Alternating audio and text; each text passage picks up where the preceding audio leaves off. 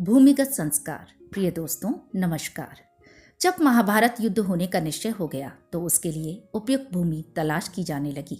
श्री कृष्ण जी बढ़ी हुई असुरता से ग्रसित व्यक्तियों को उस युद्ध के द्वारा नष्ट कराना चाहते थे, पर भय यह था कि यह भाई भाइयों का, गुरु शिष्य का, संबंधी कुटुंबियों का युद्ध है। एक दूसरे को मरते देखकर कहीं संधि न कर बैठें, इसलिए ऐसी भूमि युद्ध के लिए चुननी चाहिए जहां क्रोध और द्वेष के संस्कार पर्याप्त मात्रा में हों। उन्होंने अनेकों दूत अनेकों दिशाओं में भेजे कि वहां की घटनाओं का वर्णन आकर उन्हें सुनाएं। एक दूत ने बताया कि अमुक जगह बड़े भाई ने छोटे भाई को खेत की मेड़ से बहते हुए वर्षा के पानी को रोकने के लिए कहा, पर उसने स्पष्ट इनकार कर दिया और उलाहना देते हुए कहा, तू ही क्यों ना बंद कर आवे, मैं कोई तेरा गुलाम हूँ। इस पर बड़ा भाई आग बबूला हो गया। उसने छोटे भाई को छुरे से गोद डाला और उसकी लाश को पैर पकड़कर घसीटता हुआ उस मेड़ के पास ले गया और जहां से पानी निकल रहा था वहां उस लाश को पैर से कुचलकर लगा दिया।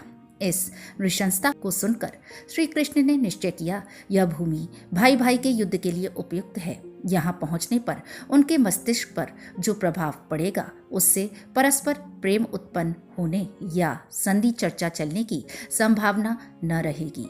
वह स्थान कुरुक्षेत्र था, वहीं युद्ध रचा गया। इसी संदर्भ में एक और किस्सा आता है श्रवण कुमार का, जो अपने अंधे माता पिता की सेवा पूरी तत्परता से करते, किसी प्रकार का कष्ट न होने देते। एक बार माता पिता ने तीर्थ यात्रा की इच्छा की। श्रवण कुमार ने कांवर बनाकर दोनों को उसमें बिठाया और उन्हें लेकर तीर्थ यात्रा को चल दिए। बहुत से तीर्थ करा लेने पर एक दिन अचानक उनके मन में यह भाव आया कि अब माता पिता को पैदल क्यों न चलाया जाए। श्रवण कुमार ने कांवड़ जमीन पर रख दी और उन्हें पैदल चलने को कहा। वे चलने तो लगे, पर उन्होंने साथ ही यह भी कहा, इस भूमि को जितनी जल्दी हो सके पार कर लेना चाहिए। वे तेजी से चलने लगे। जब वह भूमि निकल गई तो श्रवण कुमार को माता पिता की अवज्ञा करने का बड़ा पश्चाताप हुआ और उसने पैरों पड़कर क्षमा मांगी तथा फिर कांवर में बिठा लिया। उसके पिता ने कहा, पुत्र, इसमें तुम्हारा कोई दोष नहीं। उस भूमि पर किसी समय मैं नामक एक असुर रहता था। उसने जन्मते ही अपने ही माता पिता को मार डाला था।